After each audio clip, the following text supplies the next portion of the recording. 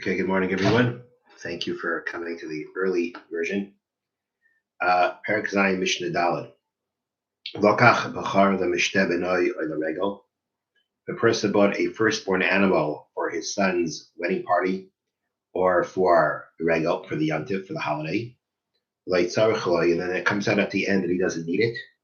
Mutter lamochroi is permitted to sell. We mentioned previously that one is not allowed to make a business out of selling firstborn animals, which we, as explained in the past, essentially, when a firstborn animal is born, talking about a cow or a lamb, sheep, goats, the halacha is that that animal is supposed to be taken to the Beis HaMikdash to be offered.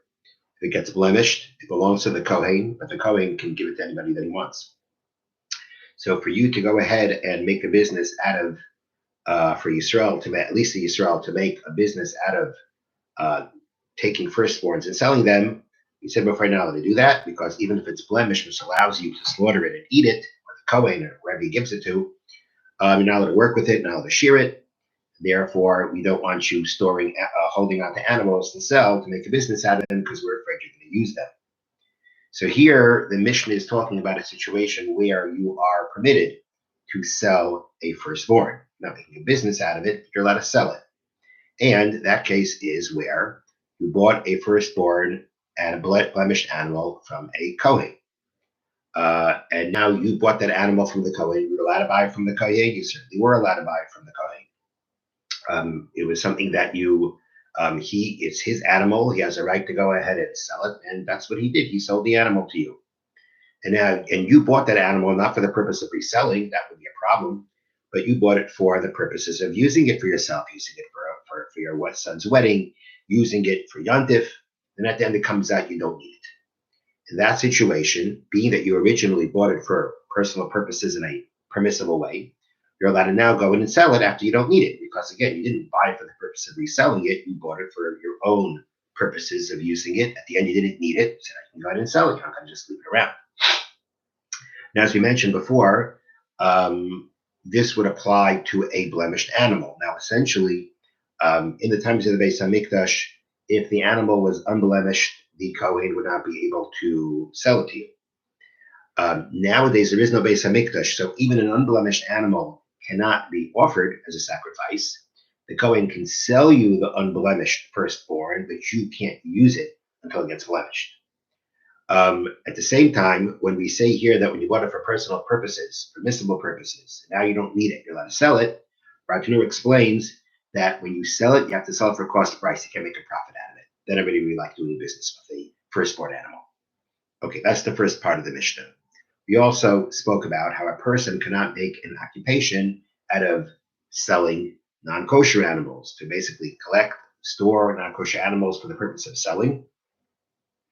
That's something that is not permissible to do. So now the Mishnah says the following case. Sadeh chaya oifes v'danim. People who are professional trappers, that's their occupation.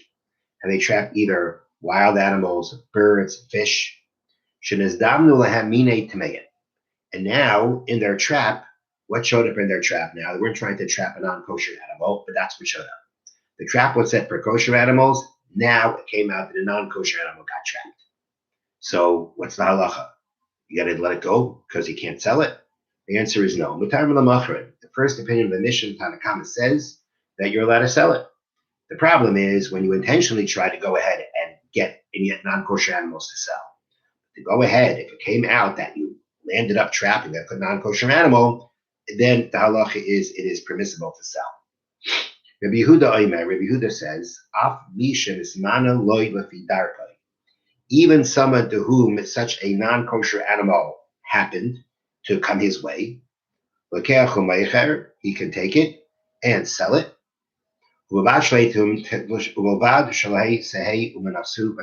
As long as his specialty, as his craft is not in this. So the Bartanur explains that Rabbi Yehuda's opinion in the following way. According to Rabbi Yehuda, you've got this person.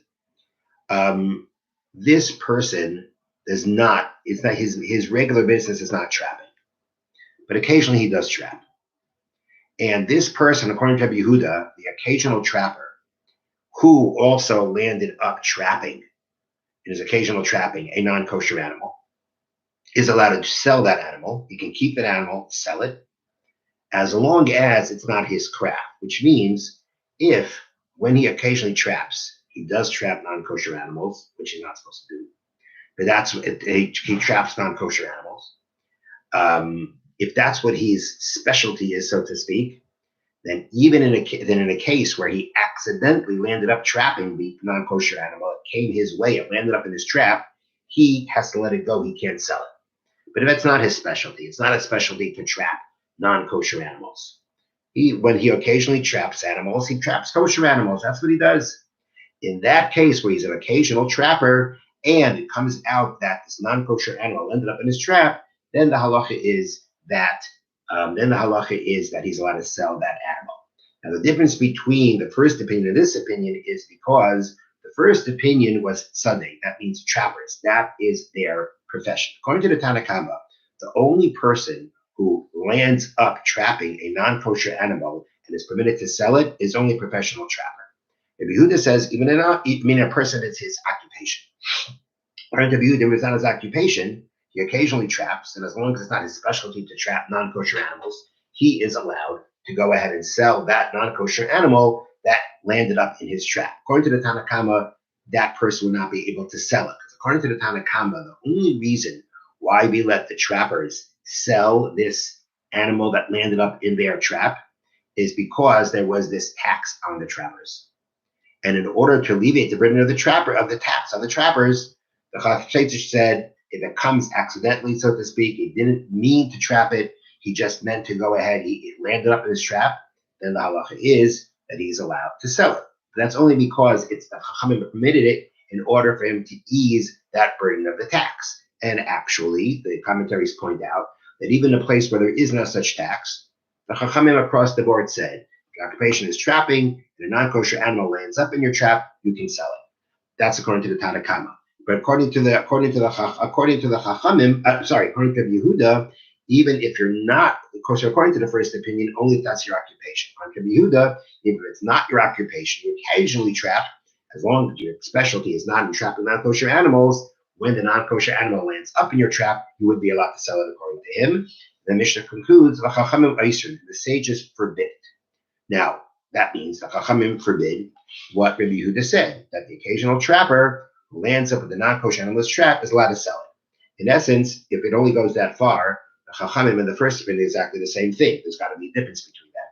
So therefore, the commentaries point out that according to the Chachamim who forbid, the Chachamim are saying like this, that the only person who we give license to be able to, we don't give a license to the occasional trapper to sell the non-kosher land up in his trap. The only person who we give that permission to is to the person that trapping his occupation.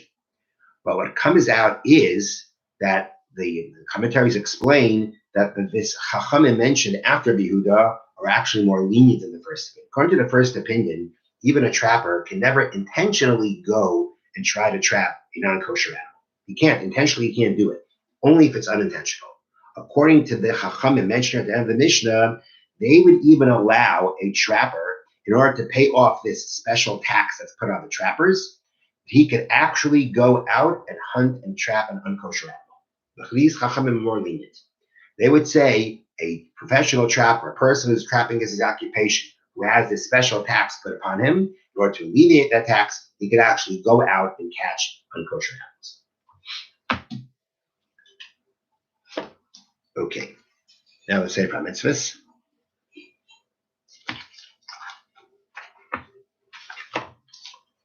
This in the book of Mitzvah of the Chafetz Chaim, it says Mitzvah Samachtes, Mitzvah 69. Mitzvah Sasei Lo Hashiv Aveda Yisrael, positive commandment to return a lost object to a fellow Jew. Shnama, as the Torah states, Hashev Tishveim Lachicha, you shall surely bring them back to your brother. And if a person turns a blind eye to it, Mitzvah Sasei, he has disobeyed a positive commandment. Lavraloi Sasei, he has transgressed a prohibition. That's not mentioned here, that'll be mentioned in the future. Now, that we just mentioned, if he turns a blind eye, doesn't bother him. Let's say he takes it, he doesn't give it back. Bitol ka mitzvahs king mitzvahs hasezu. Here too he has disobeyed the positive commandment of returning the lost object. But oiver al shnei levin, and he actually transgresses two prohibitions.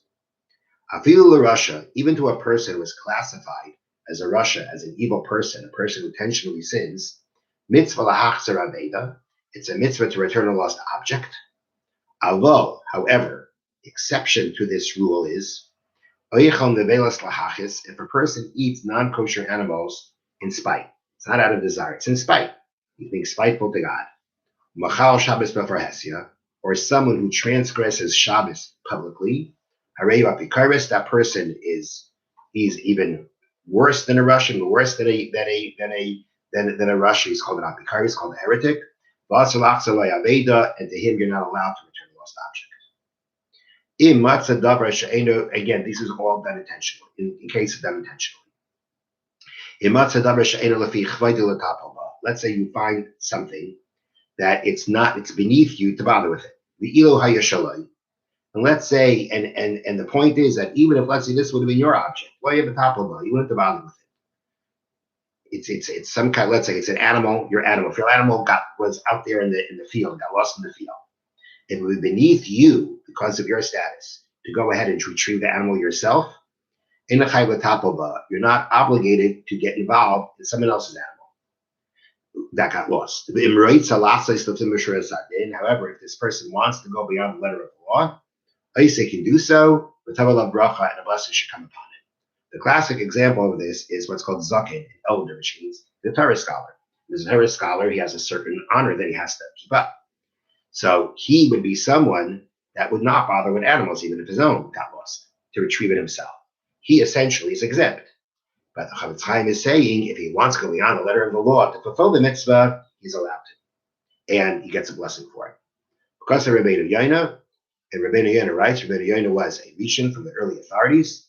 A mitzvah l'hishtadel lahatzva'atzalas maman chaverin. If we have a mitzvah to get involved in saving someone else's money and bringing back somebody else's money, kal v'chomer, or the more so l'shadav atzalas chaverin, to actually save the person himself. Latziloi beis sarasai, to save him in a time of distress, of his distress. This applies in all places at all times. By both men and women, they have this mitzvah of returning a lost object. Have a wonderful day, a wonderful Erev Shabbos, and a wonderful Shabbos. Be well.